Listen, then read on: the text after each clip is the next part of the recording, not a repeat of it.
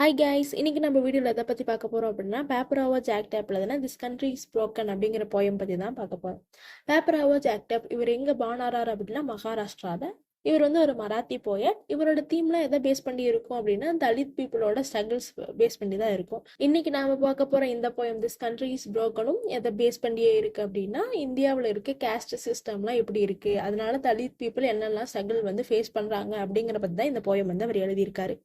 இப்போ வந்து போயம்குள்ள போகலாம். This country is broken into 1,000 pieces. Its cities, its religion, its caste, its people and even the minds of a people all are broken, fragmented.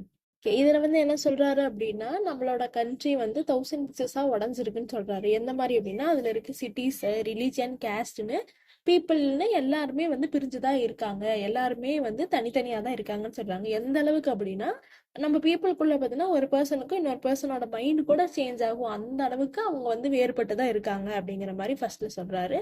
Next, in this country each day burns scorching each moment of our lives. Okay, இப்போ வந்து இந்த மாதிரி பிரிவினை ஒவ்வொருத்துக்கிட்டையும் இருக்கு இல்லையா, அதனால வந்து இந்த கண்ட்ரில நம்மளோட ஒவ்வொரு நாளுமே ஸ்கோர்ச்சிங் அப்படின்னா வெரி ஹார்ட். ஓகே, நம்ம வாழ்ற இந்த ஒவ்வொரு நாளும் ஒவ்வொரு மூமெண்ட்டுமே வந்து அவ்வளோ வேதனையா இருக்கு அப்படிங்கிற மாதிரி சொல்றாரு. Next, we bear it all and stand solid as hills in this our life that we do not accept. Okay, இந்த மாதிரி நம்ம பிரிஞ்சு வாழ்றதுக்காக நம்ம அக்செப்ட் பண்ணல, இந்த மாதிரி பிரிஞ்சு வாழணும் நம்ம நினைக்கல, ஆனாலுமே அப்படிப்பட்ட இந்த லைஃப்ல வந்து நாம அதெல்லாம் சகிச்சுக்கிட்டு அக்செப்ட் பண்ணிட்டு ஒரு மலை எப்படி இருக்கோ அந்த மாதிரி சாலிடா வாழ்ந்துட்டு இருக்கோம் அப்படிங்கிறாரு. அதாவது இந்த மாதிரி ஒரு பர்சன் டு பர்சன், ரிலீஜன், கேஸ்ட்னு இத்தனை பிரிவினைகள் இருக்கும் போதுமே, இந்த பிரிவினைகள்லாம் நம்ம வேணும்னு சொல்லலை, ஆனாலுமே இதெல்லாம் வந்து டாலரேட் பண்ணிட்டு ஓகே இதெல்லாம் இருக்கட்டும் அப்படிங்கிற மாதிரி நம்ம ஒரு ஹில்ஸ் மாதிரி சாலிடா தான் நிக்கிறோமோ தவிர அதை எதிர்த்து நம்ம எந்த கேள்வியுமே கேட்கல அப்படிங்கிறாரு. நெக்ஸ்ட் லைன்,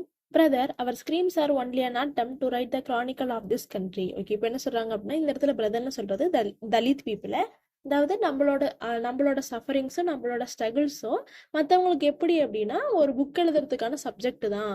அதாவது இப்போ வந்து இந்தியா அப்படின்னா இதுல வந்து தலித் லிட்ரேச்சர்னு ஒன்று இருக்கு, தலித் பீப்புளெலாம் இப்படி இருப்பாங்க, தலித் பீப்புளெலாம் மற்றவங்க இப்படி டாமினேஷன் பண்ணுவாங்க, ஹையர் கிளாஸ் பீப்புள் வந்து இவங்களை ரொம்ப டாமினேஷன் பண்ணுவாங்கன்னு எழுதுறதுக்காக நம்மளாம் ஒரு சப்ஜெக்டா இருக்கிறோமோ தவிர மற்ற எதுக்காகவும் அவங்க நம்மளை நினைக்க மாட்டாங்க அப்படிங்கிற மாதிரி சொல்றாரு.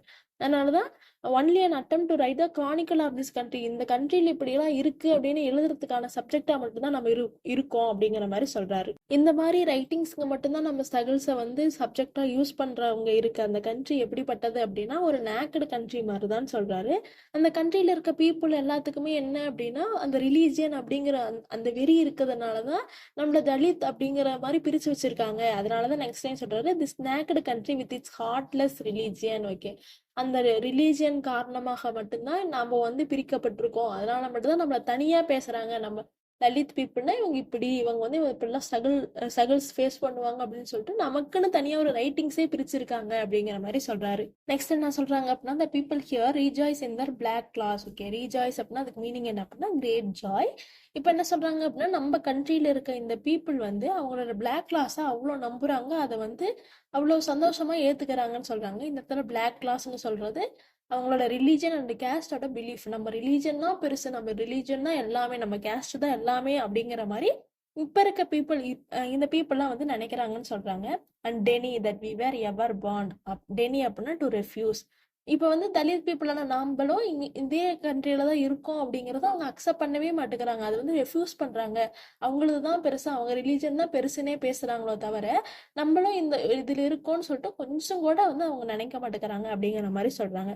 நெக்ஸ்ட் என்ன சொல்றாரு அப்படின்னா let us go to some country brother where while you live you will have a roof above your head. Okay, இதுல என்ன சொல்றாரு அப்படின்னா தலித் பீப்புள்ஸை வந்து வேற கண்ட்ரிக்கு போகணும் ப்ரொமோட் பண்ணல, ஆனா ஒரு இமேஜினேஷன்ல சொல்றாரு ஒருவேளை நீ வேற கண்ட்ரில இப்படி வாழ்ந்திருந்தா அப்படின்னு சொல்லுவோம் இல்லையா, அந்த மாதிரி சொல்றாரு.